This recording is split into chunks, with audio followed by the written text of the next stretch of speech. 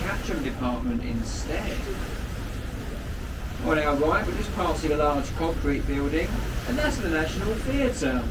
That was voted the ugliest building in London for over 10 years. That's until someone finally built an uglier one in Woolwich. It's actually at Tesco. But that's part of the South Bank Centre, and they have over 5,000 performances throughout the year. So it's a real cultural centre here in London. Ahead of us on the left there's a large white ship with a yellow funnel, and that's HQS Wellington. Now she escorted merchant ships during the Second World War, and after the war she was given to the Honourable Company of Master Mariners to become their floating livery hall. She's basically a drinking club for retired sea captains. Behind the Wellington you can see the top of the stone archway, and that's Temple Stairs Arch. That's the boundary marker for the City of Westminster where we're about to leave, and the City of London where we're about to enter. The City of London is the smallest capital city in the world. It's only 1 square mile. Also on the left you'll see 2 silver dragons. There's one on either side of the road. And you'll find dragons just like those at every major entrance to the City of London. They're placed there to protect it from all evil. I'm not too sure they were. We've got a quick question. Does anybody on the top deck want to get off at Bankside Pier for the Tate Modern or Shakespeare's Globe? Anyone for Bankside? I didn't think so.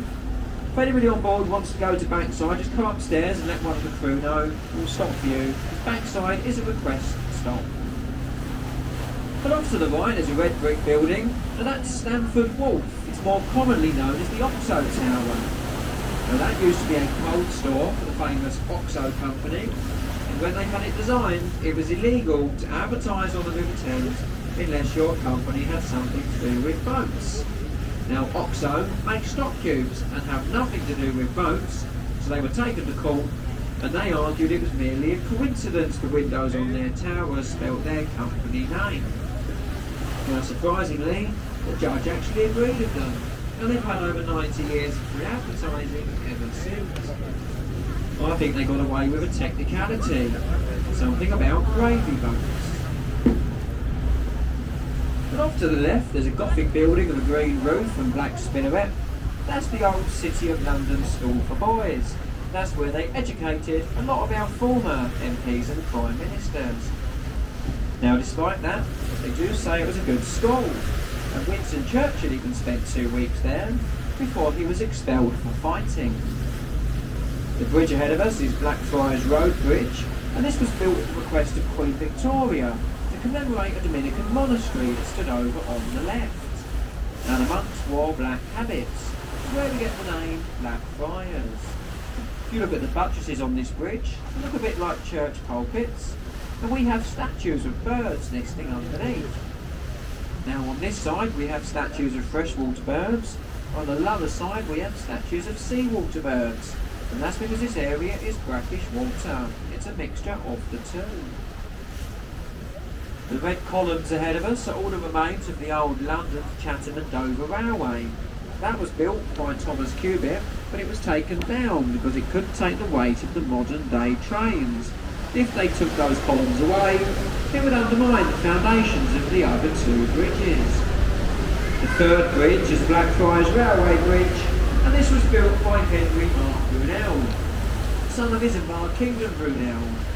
Now they actually widened this bridge during the London Olympics. The Blackfriars station now sits on top of the bridge, with the largest solar-powered roof in Europe as well. So on a sunny day here in London, it provides half of the station's electricity. But off to the left we have the magnificent dome of St Paul's Cathedral. St Paul's was designed by Christopher Wren. It stands 365 feet high. It's the second largest unsupported cathedral dome in the world. The largest is on St Peter's Basilica in the Vatican. Now Wren himself is buried in the tomb alongside the Iron Duke, Duke of Wellington and Admiral Lord Nelson. Above Wren's tomb there's a Latin inscription that roughly translates to, "If you seek his monument, look about you." And that refers to over 120 of Wren's buildings, churches and landmarks, from Hampton Court Palace, about 21 miles behind us, to the old Royal Naval College at Greenwich. But in contrast to St Paul's, on the other side, we have the old Bankside Power Station. Now that was designed by Giles Gilbert Scott, but it closed due to the escalating price of oil. It's now home to the Tate Modern, the largest collection of modern art in the world. And the Tate is a free gallery, but if anybody on board the boat has seen modern art, you'll know why it's free. We're just passing beneath the Millennium Bridge. It's more commonly known as the Wiggly Wobbly Bridge, and that's because it was opened by the Queen in the Millennium year, and then closed by the police the next day because it wobbled quite violently. And the architect, Norman Foster, he said it's just the way people walk here in London. But I would have thought he would have taken that into account when he was designing a bridge to cross a river in the middle of London, but apparently not. So that bridge was closed for 2 years, they spent millions of pounds demobilising it, and it's now perfectly safe. But on the right there's a white building with timber frames and a thatched roof. That's a replica of Shakespeare's Globe. That was the idea of Sam Wanamaker, an American film producer and director.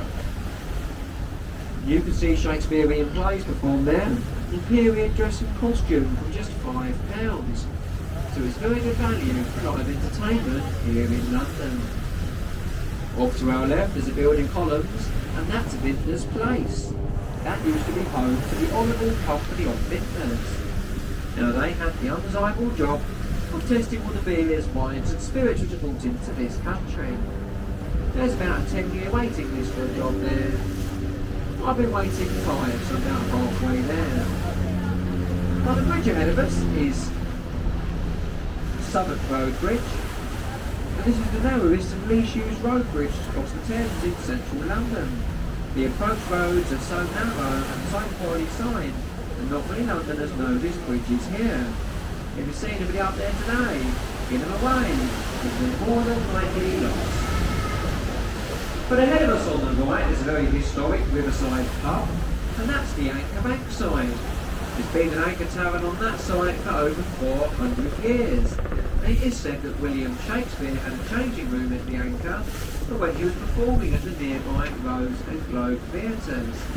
It's also said that Samuel Pepys, the diarist, sat in the Anchor and wrote his diaries while the Great Fire burned on the opposite shore. The bridge ahead of us is Cannon Street Railway Bridge. It's arguably the oldest and the ugliest railway bridge in central London. This one was designed by Nicholas Hawkshaw. It opened in 1866. But ahead of us on the right is a wooden sailing ship, and that's a replica of St Francis Drake's vessel, the Golden Hind. Now Drake circumnavigated the globe on the original, and he stole so much gold from the Spanish, they call him El Draco, the dragon, and he paid off our national debt. But if we had someone like him today. Now that replica's been round the world twice, and they're currently preparing for their 3rd round the world trip. Also on the right, behind the trees, is London's 2nd largest place of worship, and that's Southwark Cathedral. That's the resting place of Edmund Shakespeare, younger brother to William Shakespeare, and it's also where a young man was baptised. Now his name was John Harvard. He was the son of a local butcher. And he later went off to America to help found the Harvard Library and University. But the bridge ahead of us is London Bridge, and it's the 5th bridge to span the river on this side. The first one was a wooden bridge built by the Romans over 2,000 years ago. This one was opened by the Queen in 1973, and it replaced the last bridge, which was found to be falling down. We sold that one to an American company for £2 billion. It now spans Lake Havasu in the Arizona desert. Up to the left between the buildings we get a glimpse of the monument to the Great Fire of London. That stone column stands 202 feet tall.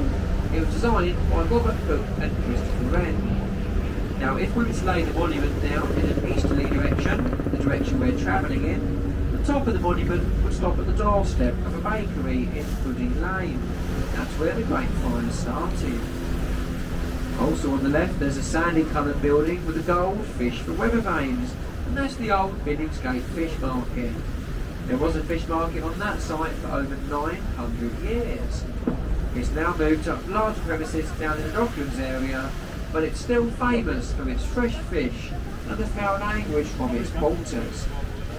A young man called Maurice Micklewhite started his career there, and he later went on to become the famous Cockney actor Michael Caine. A lot of people say Billingsgate is where he learned how to swear properly. Well, our next point of interest is quite difficult to see because it's painted in camouflage. Just off to the right we have HMS Belfast. Now she was built in the Harland and Wolff shipyard in Belfast, the same shipyard as the ill-fated Titanic. Now she saw action during the Second World War, and she last fired her guns in anger during the Korean campaign. She's now part of the Imperial War Museum, and she's open to the public. You can explore 9 decks of the ship, from the engine room all the way up to the captain's bridge. And that makes a very good day out if you like naval or maritime history. But off to the left we have the Tower of London. Now the square keep with the 4 turrets, that's the White Tower, and that was built by William the Conqueror in around 1078. Over the last 900 years, the tower has been a royal palace, the royal mint, an armoury, observatory, menagerie, place of execution, and home to the crown jewels. Now traitors were tried at Westminster Hall, where we started. They were brought down river in a small boat by someone like myself, probably without a commentary, before being taken through the entry to Traitors' Gate to be locked up in the tower or executed up on Tower Hill or inside on Tower Green. Now one of the most famous people to pass through there was a very brave Scottish knight called William Wallace. You might better know him as Mel Gibson on the film Braveheart.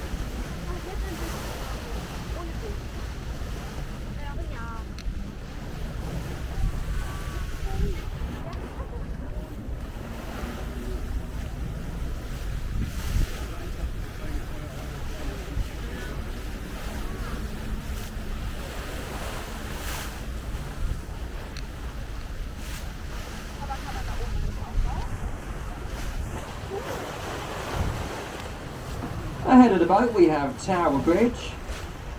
Now Tower Bridge was designed by Horace Jones and John Wolfe Barry. It was completed in 1894. Now the centre span of this bridge opens like a drawbridge, and that's where our large ships like the Belfast into the upper corner of London. Now the 2 bascules weigh 1100 tonnes each, and they're so well balanced they can be opened at just 1 pint of water.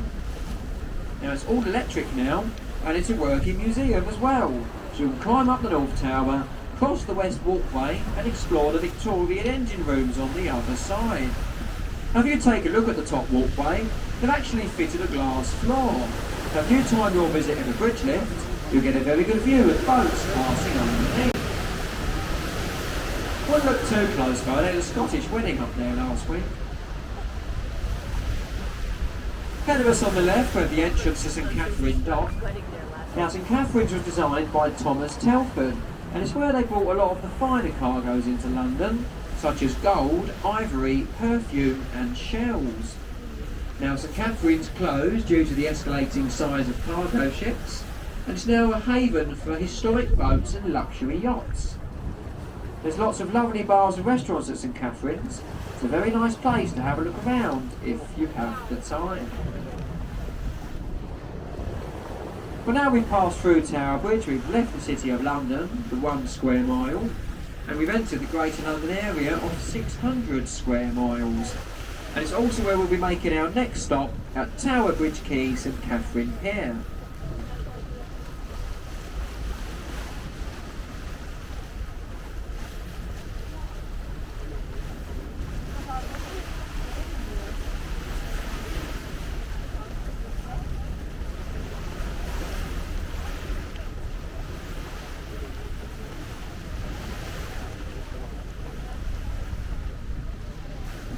Now we're about to turn the boat to go alongside Tower Bridge Quay, and as we do you get an excellent opportunity to get a photo of Tower Bridge.